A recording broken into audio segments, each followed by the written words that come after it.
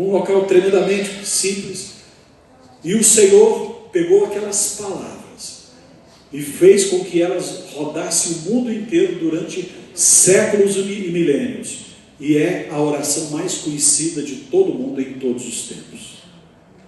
A mídia divulga um monte de coisas esotéricas por aí, mas nada se compara com aquilo que o nosso Senhor Jesus nos ensinou. Nós já falamos que esta oração ela é dividida composta por 7 frases importantíssimas. São 7 frases que compõem esta oração. A primeira frase nos fala sobre a nossa atitude quando chegamos diante de Deus. Qual deve ser a nossa atitude? E essa atitude é a seguinte: chegarmos diante de Deus como nosso Pai que está nos céus. Deus não é um Deus distante, não é um Deus que nos trata de qualquer jeito.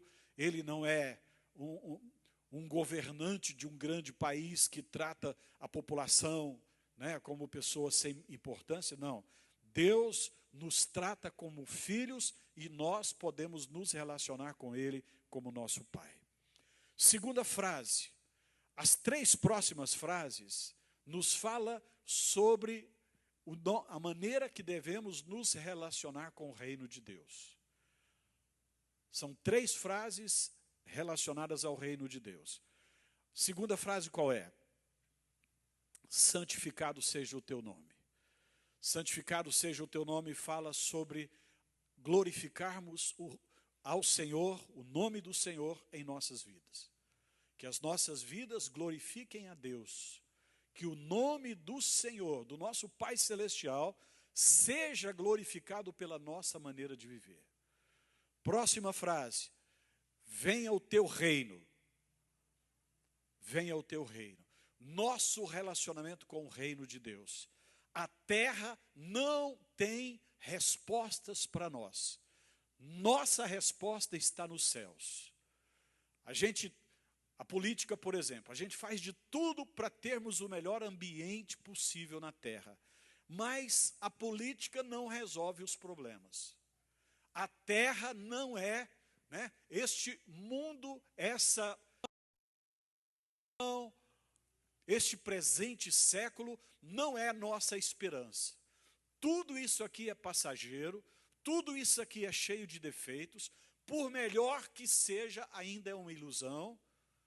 Existe corrupção, maldade, vaidade, orgulho, opressão, corrupção, pecado. Existem coisas erradas demais nessa existência terrena. Essa existência não é nossa esperança. Nossa esperança é o reino dos céus. A gente faz o melhor possível para cuidar disso aqui. Mas o nosso coração não está nisso. O nosso coração está lá. Somos brasileiros, amamos o Brasil e cuidamos do Brasil da melhor forma possível. Mas a nossa nação principal é a nação celestial. Por isso, na oração do Pai Nosso está dito: venha o teu reino. Porque isso aqui não vai nos suprir. Terceiro aspecto do reino celestial: seja feita a tua vontade, assim na terra como no céu. Que seja feita na nossa vida aqui na terra a vontade de Deus, como ela é feita pelos anjos que estão diante do Senhor. Que você e eu possamos viver nossas vidas aqui de acordo com a vontade do Senhor. Então a primeira frase fala da nossa atitude diante do nosso Deus. As 3 frases seguintes nos fala de quais devem ser as prioridades da nossa oração. Essas 3 primeiras orações estão relacionadas a Deus e ao reino de Deus. Elas não falam da minha vontade, das minhas necessidades, dos meus desejos. Fala sim do reino celestial e da vontade do nosso Pai Celestial.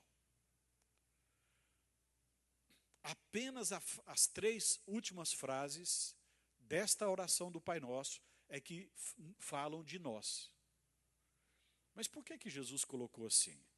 Para que a gente saiba que nossas orações não devem começar com nossas necessidades. Que nós não somos o centro da oração. O centro da oração é o Pai que está nos céus e o reino do nosso Pai que está nos céus. Nossas necessidades vêm no final. Aí algumas pessoas falam, mas eu estou orando, por que Deus não me respondeu? Deveríamos fazer a seguinte pergunta: será que eu estou orando da maneira correta? Eu estou colocando como princípio da minha vida de oração o Pai Celestial e o reino dele? Ou estou colocando como primeira coisa na oração a minha vontade, as minhas necessidades e os meus desejos? Muitas vezes nós queremos estabelecer o nosso governo, o nosso reino, os nossos desejos. Nossa oração é voltada para nós, para aquilo que é nosso, para as nossas famílias, para a nossa saúde, para os nossos sentimentos, para a nossa vida financeira, para aquilo que é o centro do nosso querer. E não é assim. As 3 últimas frases são as seguintes. Nós já falamos sobre a primeira delas. A primeira das últimas frases é: o pão nosso de cada dia nos dai hoje. Falamos sobre isso no domingo passado, no culto da noite. Se alguém não viu, está lá no YouTube, você pode ver, eu não vou repetir. Mas a primeira oração é o pão nosso de cada dia. Porque é aquilo que mais nos aperta. O pão nosso, a necessidade financeira, a necessidade de suprimento diário, a necessidade de manutenção da vida e da família. Isso é aquilo que mais aperta cada um de nós. Todos nós passamos a maior parte do nosso dia correndo atrás do pão nosso de cada dia. É isso que é o centro da preocupação de quase todas as pessoas, e é isso que é o centro da preocupação dos países ao redor do mundo inteiro, a economia. É isso que move a vida das pessoas. E o nosso Pai Celestial sabe disso. Jesus falou: o vosso Pai Celestial sabe de tudo que vocês precisam antes mesmo que vocês orem. Não andeis ansiosos por causa disso. Olhem para as aves dos céus, elas não plantam, não colhem, não ajuntam em celeiros, mas o vosso Pai Celestial cuida de todas elas. Prestem atenção nos lírios do campo, eles não tecem, não fiam, mas contudo vos afirmo que nem Salomão, em toda a sua glória, em toda a sua riqueza, jamais conseguiu se vestir como um lírio do campo que tem uma beleza tão grande. E aí Jesus pergunta: vocês não valem muito mais do que eles? Muito mais do que as aves e muito mais do que os lírios do campo? Homens de pequena fé. Ele coloca essa frase no final, né? Homens de pequena fé. Porque nós somos pessoas de muita pouca fé. Nossa fé. Tem gente que fala: eu tenho muita fé. Será mesmo? Quando nós estamos envolvidos com preocupações desse tipo, é porque, na verdade, nós ainda não temos a fé que precisaríamos ter. Nosso Pai Celestial sabe de tudo e Ele vai cuidar de cada detalhe. Amém? Mas já falamos sobre isso no domingo passado, não vou repetir. A outra frase que vem a seguir é: perdoa-nos as nossas dívidas. O versículo 12, ou perdoai as nossas ofensas. Perdoa-nos as nossas dívidas, assim como nós temos perdoado aos nossos devedores. Enquanto a primeira oração a respeito de nós é o pão nosso de cada dia, é o suprimento básico financeiro de cada dia, a segunda oração nos fala dos relacionamentos de cada dia. Porque todos nós nos relacionamos todos os dias. Até mesmo as pessoas que se isolam. A mensagem do bispo Rodovalho, que enviamos para todos hoje de manhã, fala sobre isso. Pessoas que se isolam. As pessoas que acham, né, que preferem ficar sozinhas, vivendo no seu mundo, longe de todo mundo. Até mesmo quem se isola já está se relacionando. Já está se relacionando com os outros, porque ao se omitir de relacionar com os outros, já está trazendo a mensagem para todo mundo, que ninguém é importante, que só ela é importante, porque quem se isola se acha mais importante e melhor do que os outros. Ninguém presta, só ele presta. E ao se isolar também, relaciona-se consigo o tempo todo, e somente consigo, e compartilha os seus pensamentos e sentimentos apenas na sua intimidade. Ou seja, cresce muito pouco na vida, porque não tem com quem compartilhar, fazer trocas, trocar experiências, trocar ideias, compartilhar alegrias, compartilhar tristezas, dores. Então, a segunda frase nos fala de relacionamentos. E quando nos relacionamos com as pessoas, a gente ofende as pessoas e as pessoas nos ofendem. E precisamos o tempo todo estarmos nos perdoando mutuamente, para que tenhamos uma alma livre, limpa, tranquila, leve, suave e gostosa. Caso contrário, a vida vai ficar muito pesada. Todos nós magoamos os outros e os outros nos magoam. Isso acontece em todo tipo de relacionamento. E enquanto mais íntimo o relacionamento, mais fácil de magoar. Você já percebeu que as pessoas que mais te magoam são as pessoas mais próximas a você? Mesmo porque quem não é próximo, você não tem expectativa nenhuma sobre elas.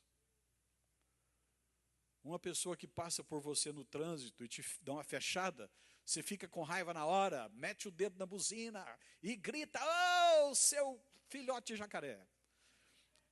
Mas depois vai embora, você esquece, você não sabe quem é, nunca mais vai ver. Aquela pessoa não é importante, porque você nem a conhece. Mas quem do seu relacionamento te fere, você lembra dias, meses e anos. Porque com quem você se relaciona, você tem expectativas. São as pessoas que você conhece. E são essas pessoas que mais nos ferem. E a essas pessoas nós precisamos perdoar. Perdoar. Mas eu não sei por que eu tenho tanta mágoa de fulano de tal. É porque você tinha grandes expectativas a respeito dela. É que você gostava muito da pessoa. E você achava que aquela pessoa nunca ia te fazer nenhum mal. Então, aquilo que foi feito, feriu tanto. E o Senhor Jesus está falando, não carregue feridas no seu coração. Não carregue, não carregue, não carregue. Não permita que a sua alma seja... Já viu um ônibus aí que anda na cidade cheio de gente? Quando eu era garoto, que eu ia para a universidade, lá para o campus universitário, fiz agronomia, eu morava, a minha família, a gente morava ali no centro, perto da Avenida Araguaia, e da Avenida Araguaia eu pegava o ônibus, e ele já tinha rodado a cidade toda e descia Araguaia e ia para o campus. E quando ele estava na Araguaia, ele estava tão cheio, e eu era um dos que entrava por último, e a porta não fechava. Às vezes eu segurava no ferrinho lá do ônibus, e punha um pé dentro do ônibus, e o outro ficava de fora, não tinha onde colocar o outro pé. A porta não fechava, eu ia. E era garoto, tinha 18 anos. Né? E garoto está na aventura. Hoje eu não faria isso nunca, mas naquela época eu fiz. E fiz muitas e muitas vezes. Estudei lá há vários anos. Tem gente que o coração está igual um ônibus daquele, cheio de mágoas, cheio de raiva, cheio de lembranças ruins, cheio de pensamentos horrorosos, de desejo, tomara que exploda, tomara que se arrebente. Tem gente que a alma está sobrecarregada, igual um ônibus daquele, igual um caminhão pesado de toras enormes. De tanta lembrança ruim, de tanto... E o Senhor Jesus, na segunda frase, ele está dizendo, perdoa-nos as nossas dívidas, assim como nós temos perdoado aos nossos devedores. Nós não podemos ficar carregando mágoas. Nós precisamos perdoar a quem nos ofendeu. E o nosso Pai, porque assim o nosso Pai irá nos perdoar também as nossas ofensas. Você já pensou? Uma pessoa que não perdoa os outros, essa pessoa também não é perdoada por Deus. Ah, mas Deus perdoa tudo. Não, não é verdade não. A Bíblia não diz isso, Jesus não falou assim. O Pai perdoa tudo, se nós perdoarmos tudo. O perdão de Deus tem uma condição, que você e eu perdoemos as pessoas. Ah, mas eu não consigo perdoar. Minha mãe fez isso, fez aquilo. Meu pai, ele foi um pai muito duro, muito carrasco. Meu marido fez tanta coisa ruim, traiu, bateu e tal. Minha mulher, aquela bruaca, né? Aquela cobra venenosa. E tem gente que carrega essas coisas. Eu não consigo perdoar. Olha só, toma cuidado com isso. A oração do Pai Nosso é: perdoa-nos, como também nós perdoamos. Ah, mas Deus perdoa, a gente é falho. Não vai nessa não, irmão. Não vai nessa não. Jesus, aqui no versículo 12, nos ensinou a oração, e no versículo 14 ele diz, ele faz um complemento. Porque se você perdoardes aos homens as suas ofensas, também o vosso Pai Celeste vos perdoará. Se, porém, não perdoardes aos homens as suas ofensas, tampouco também o vosso Pai Celestial não perdoará as suas ofensas. Se você perdoar, Deus vai te perdoar. Se você não perdoar, Deus não vai te perdoar. Mas eu não sei, eu estou carregando um peso. Olha, eu imagino que é horroroso alguém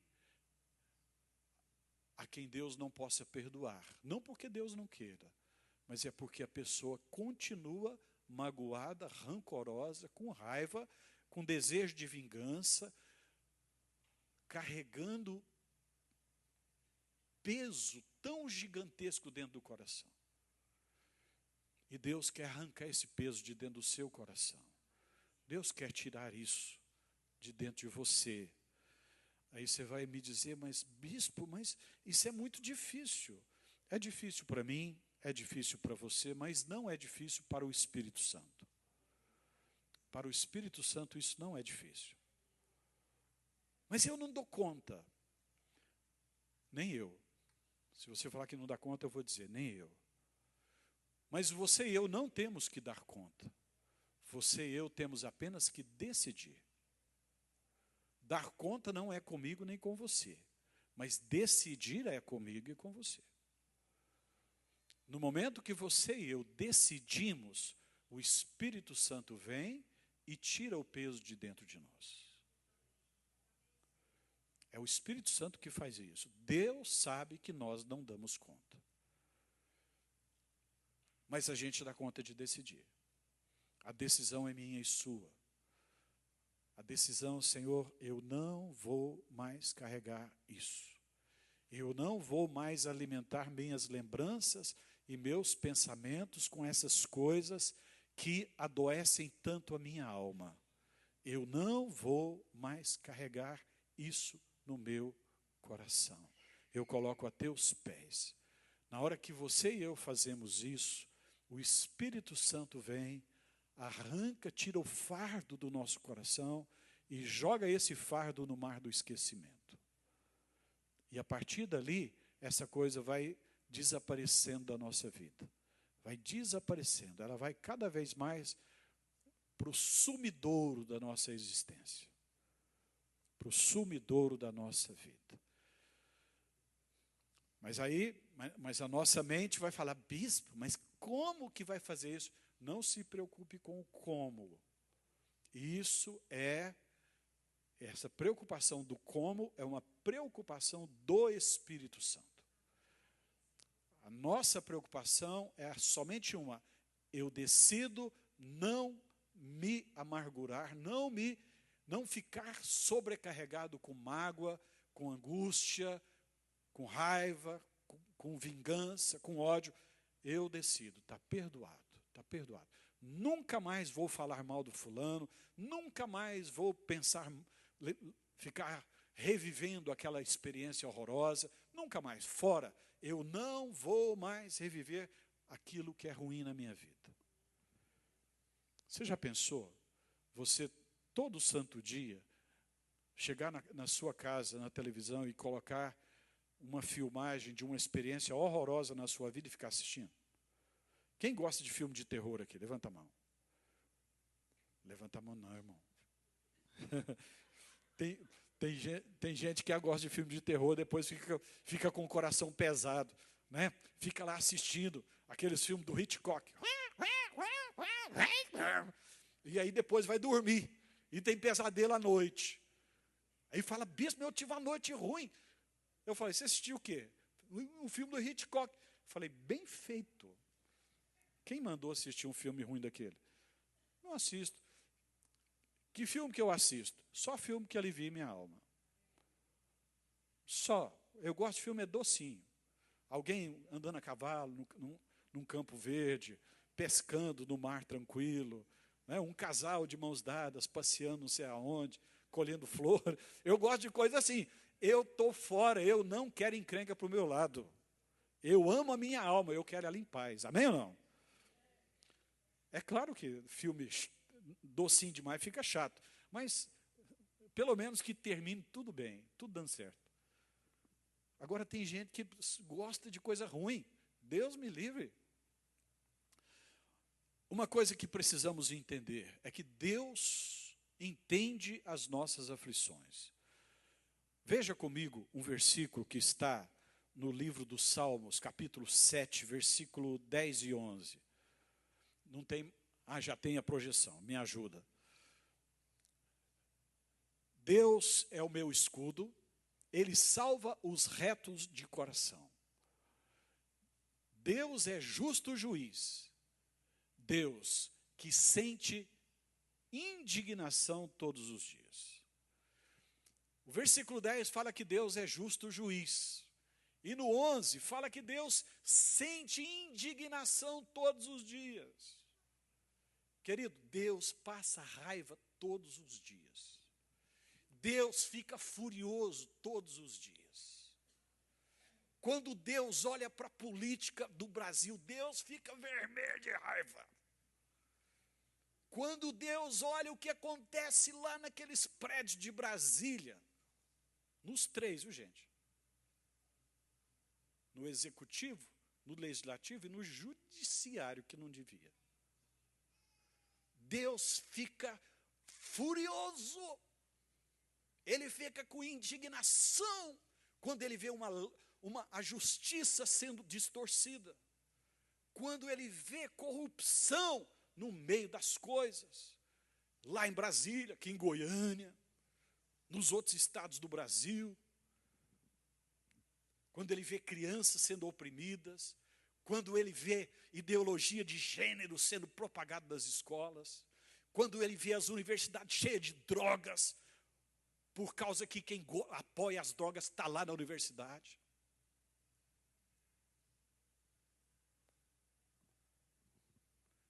Quando ele vê maldade sendo feita por esse país, Deus sente indignação todos os dias. Todos os dias. Agora, graças a Deus, o Senhor não explode essa indignação em cima de nós. Porque se Ele fizesse isso, esse mundo já tinha acabado. Toda a indignação de Deus, Ele resolve todos os dias. Toda a indignação que o Senhor sente, Ele transforma ela em misericórdia. Porque se Ele não transformasse, nós estaríamos fulminados, o mundo já tinha acabado. Aí a gente vai para o livro de Lamentações de Jeremias, capítulo 3, versículo 22. Olha o que diz o livro de Lamentações, capítulo 3, 22. As misericórdias do Senhor são a causa de não sermos consumidos, porque as suas misericórdias não têm fim. 23. Renovam-se cada manhã. Grande é a tua fidelidade. Deus sente indignação todos os dias. Mas o que ele faz? Transforma a indignação em misericórdia.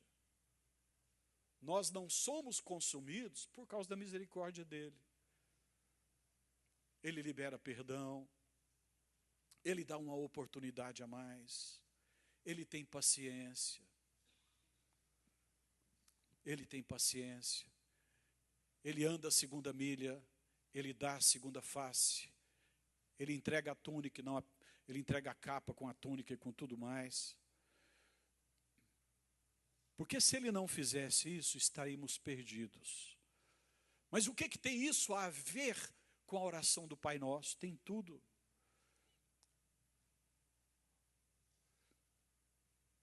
O que Deus espera de mim e de você é que nós tenhamos essa mesma atitude dele.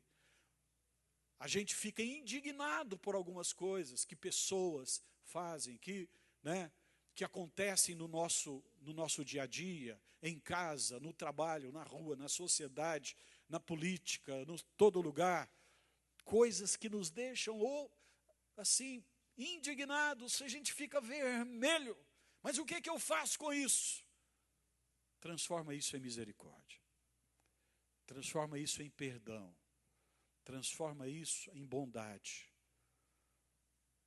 Acima de tudo, vamos entender que a terra não é nossa esperança. A nossa esperança é o céu. E é mesmo. E eu não estou falando que a nossa esperança é só depois que a gente morrer. Não, não é isso não. É o céu enquanto eu estou vivo. Porque eu estou aqui, mas eu sei que eu sou cidadão de lá. Eu estou aqui de passagem. Eu sou estrangeiro nessa terra. Eu sou peregrino nessa terra. Isso aqui não é o meu destino. Meu destino é lá. O ruim são as pessoas que aqui é tudo que ela tem. Ela está perdida. Por isso temos que pregar o Evangelho. Porque as pessoas que têm na terra a sua esperança estão totalmente perdidas. Porque isso aqui só é bagunça. Imagina se o resultado da eleição for horroroso, como a mídia diz. Que esperança que tem isso aqui? Graças a Deus, nós não dependemos disso. Queremos o melhor para o país, porém nossa esperança está na glória celestial. Então nós não devemos viver como a terra, nós devemos viver como o céu. O que o Senhor quer nos ensinar com a oração do Pai Nosso? A sermos cidadãos celestiais. O que Deus quer de mim e de você é que a gente pareça com o nosso Pai que está nos céus. Que a gente não pareça com a terra. Que a gente não coloque a nossa vida, nosso coração, nossas emoções, nossas expectativas na semelhança do que acontece nessa terra. Essa terra é violência, essa terra é vingança, essa terra, pessoas pisando em cima de pessoas, oprimindo uns aos outros, quem pode mais engole o outro. É assim que funciona aqui. No reino dos céus não é desse jeito. A pessoa te ofendeu, você perdoa, você abençoa, porque no céu é outro sistema. No céu entram pessoas parecidas com o Pai que está nos céus. O céu é lugar de filhos de Deus parecidos com o Pai. Só estarão entrando lá pessoas que se dispõem a ser como o Pai que está no céu. Ah, mas eu não concordo, eu não dou conta, não vou fazer. Está certo. Isso é decisão de cada um. Mas a porta do céu só será aberta para aqueles que se parecem com o Pai. Jesus falou, lutem, pelejem por entrar nessa porta. Ela é estreita, o caminho é apertado. São poucos os que acertam.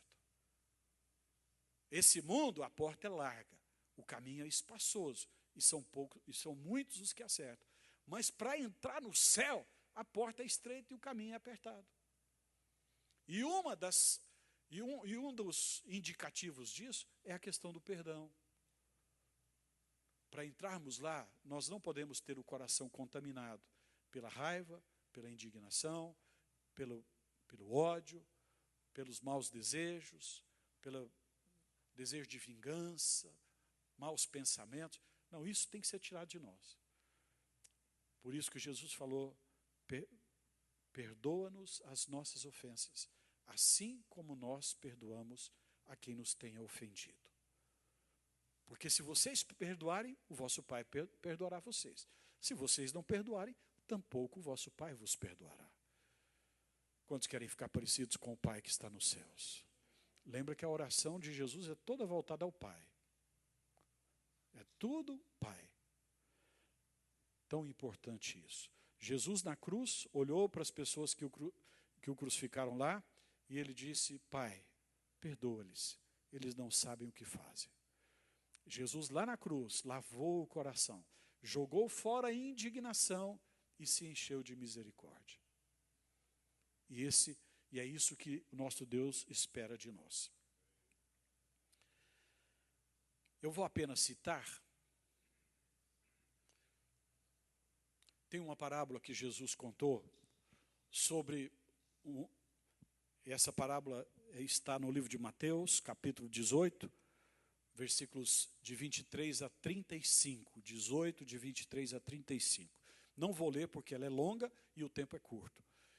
Mas Jesus contou uma parábola de um senhor muito rico, que percebeu que tinha muitas pessoas que estavam em débito com ele, chamou um rapaz, uma pessoa que tinha uma dívida grande com ele, e Jesus fala que eram 10.000 talentos, e a pessoa não tinha como pagar aquela dívida. Então, a pessoa que estava devendo se ajoelhou, chorou, mas o credor falou, não tem jeito, você vai ter que pagar essa dívida. Eu não tenho com que pagar, então eu vou vender você, sua mulher e seus filhos como escravos para pagar essa dívida. Na época havia escravidão. Então vai vender a pessoa, a mulher, os filhos, tudo que tem jeito, e para pagar a dívida. 10.000 talentos, ele falou, pelo amor de Deus, não faz isso, me perdoa, me ajuda, eu vou dar um jeito de pagar isso um dia. E ele chorou, aquele senhor, que era bondoso, misericordioso, falou, tá certo, eu vou te perdoar. Ficou com compaixão dele, com misericórdia, falou, vou te perdoar. Seja perdoado, fica livre desse problema.